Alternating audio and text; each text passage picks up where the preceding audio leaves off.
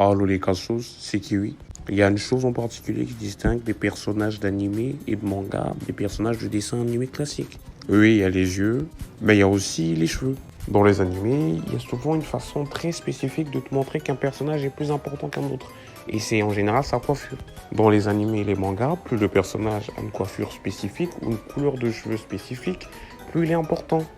Mais c'est pas le cas dans tous les animés, rassure-toi. Il y a quand même des animés dans lesquels il y a des persos avec des coiffures normales, si tu vois ce que je veux dire.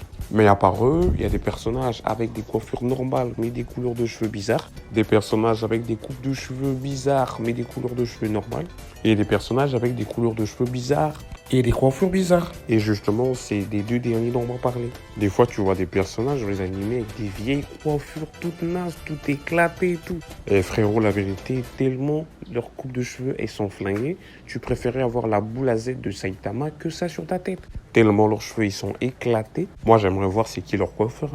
Mais il y a aussi des boucs avec des coupes de cheveux tellement improbables que tu te demandes comment ça tient. Moi, je suis pas sûr que UB, ça peut faire ça. Et parmi des personnages avec des coupes de cheveux flingués, on va commencer déjà par Giorno Giovanna de JoJo's Bizarre Adventure Golden Wind. Eh les gars, c'est quoi cette coiffure, mon pote? Déjà, pourquoi il y a des trous dans ses cheveux à lui? T'es mal à la forme des trous, on dirait il a laissé des bigoudis dedans. Eh Giorno, il y a un problème, hein. T'as vu ta tête? Non mais la vérité, est-ce que tu peux aller à la mairie avec ça? Est-ce que tu peux postuler dans une entreprise avec cette tête-là? Giorno, si c'était juste sa coiffure, mais carrément même c'est ça, puis il y a un problème. Giorno, partout où il passe dans le monde réel, il passe pour un fou. Ou pour un sapeur congolais. Mais bon, dans tous les cas, c'est pas à son avantage, il a une coiffure bizarre. Mais le comble, c'est qu'il se croit stylé en plus. T'es ma ta vieille coiffure, mon pote. T'es fier de quoi, sérieux? En vrai, Giorno, même dans son monde à lui, en vrai, il passe pour un bizarre. Le seul endroit où ils se sont en famille, c'est à la Passionnée. Parce qu'à la Passionnée, mon gars, tout le monde, ils ont des styles bizarres. Tu m'étonnes qu'ils s'assemblent, se ressemblent. Non, mais vraiment, sa coiffure, là, j'ai un problème avec ça. On dirait qu'il a des volcans dans la tête. Ses cheveux, on dirait de la pâte à modeler. Eh, mais Hirohiko Araki, t'es bizarre, mon pote. Qu'est-ce qui t'a inspiré à faire ça? Son Goku de Dragon Ball. Ouais, t'as capté, on parle beaucoup de Dragon Ball sur cette chaîne. D'ailleurs, Yohan a fait une vidéo sur ça. Ouais, Dragon Ball, tu connais, c'est la base. Goku, en vrai, il devrait prendre un rendez-vous dans une clinique psychiatrique juste pour s'être coiffé à scope. Non mais Théma, comment ses cheveux ils sont pétards? Après, Chichi s'étonne que Goku il a pas trouvé de travail. Mais la vérité, il pouvait être que fermier. Parce qu'en vrai, il a pas la tête d'un mec responsable, Goku. Goku, il a la tête d'un mec qui fume du crack tous les jours. Bah, je te demande simplement, si t'es pas d'accord avec moi, est-ce que t'es capable de te coiffer comme Goku? Bon, la vérité, je ne pourras pas. Parce que déjà, tes cheveux ils vont jamais tenir. Et de deux, tu vas taper la G40. Parce que sa coiffure, elle est éclatée. Ouais, dans le manga, ça fait peut-être stylé. Mais dans la vraie vie, c'est éclaté sa mère.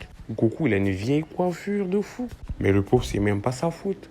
Il est né avec. Tu te rends compte de la dinguerie? Il est né avec ce truc. Il est né avec. Ça veut dire que naturellement, son orientation capillaire, elle est claquée au sol. Non seulement c'est pas beau, mais en plus, c'est vraiment bizarre. Bon, regarde un peu le design de ses cheveux. Ça, il y a une partie qui pique. Il y a une partie toute ronde, on dirait qu'il a une méchante calvasse. Il y a une autre partie qui pique encore. What the fuck? En vrai, Goku, dès qu'il pose son pied dans le monde réel, il va direct dans un asile. Et là, je te parle même pas de ses transformations, parce que là, c'est une dinguerie, mon pote. Bon, le Super Saiyajin 1, quand tu le compares à celui-là, en vrai, je pense que les deux sont aussi éclatés l'une que l'autre. Le Super Saiyan 3, on dirait un hérisson. Bon, je pense que Goku, il a sa place dans la passionnée aussi. Capillairement parlant, ils sont équivalents. Yogi de Yu-Gi-Oh! En vrai, tous les protagonistes de chaque version de la licence Yu-Gi, ils ont des cheveux bizarres. Ils ont tous des cheveux éclatés. Sauf peut-être Jaden, lui ça passe un peu, mais tous les autres frères, c'est le carnaval. Donc c'est pas grave, on va next tous les autres. On va se concentrer sur Yugi, le protagoniste originel. En vrai, Yugi, sa daronne, pour la coucher, c'était chaud. Je te jure, le bébé, il sort. C'est tout le corps et le visage, il sort. Après, il faut juste sortir les cheveux. Déjà, Yugi, avec sa tête, là, il peut pas mettre de casquette. Il peut pas mettre de casque. Et s'il va chez le coiffeur, il aura là du travail. Déjà, Yugi, moi, je te dis, t'as tout mon respect.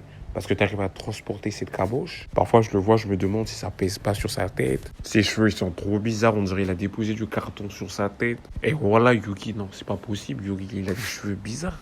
Sa coiffure, elle est chelou pro max. Yugi, en vrai, c'est un gentil garçon. Tu sais, il est cool et tout. Mais il est coiffé comme un délinquant, on va pas se mentir. En vérité, lorsqu'il porte l'amulette du millénium, là, et qu'il se transforme en pharaon, sa coiffure lui va bien mieux. Parce que pharaon, c'est un mec pété. T'as déjà vu Cléopâtre ou Toutankhamon faire des duels de monstres? Lui, c'est un fou, sa coiffure, elle le représente. Mais Yugi, mon pote, qu'est-ce qui t'a pris? Elle est complètement pétée, ta coiffure. T'as la chance, t'as eu des potes coiffés comme ça. Et je te jure, tu serais venu dans mon lycée à l'époque, là. Tu serais solo, hein. Et comme je t'ai dit tout à l'heure, la dinguerie dans Yu-Gi-Oh, c'est que les protagonistes du Yu-Gi-Oh, là, que ce soit Yu-Gi-Oh GX, Yu-Gi-Oh 5D ou je sais pas quoi, ils ont tous des coiffures explosées. C'est-à-dire que ça, c'est leur caractéristique commune. Ils savent pas se coiffer, en fait.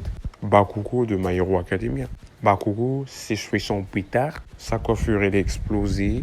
On dirait quand il était petit, il a mangé de rallonge, il s'est fait électrocuter. C'est quoi ses cheveux, en fait? Je sais pas, Bakugo, tu peux pas te baigner, tu t'es un héros, t'es censé représenter l'exemple et tout. Peigne-toi, bordel de huc.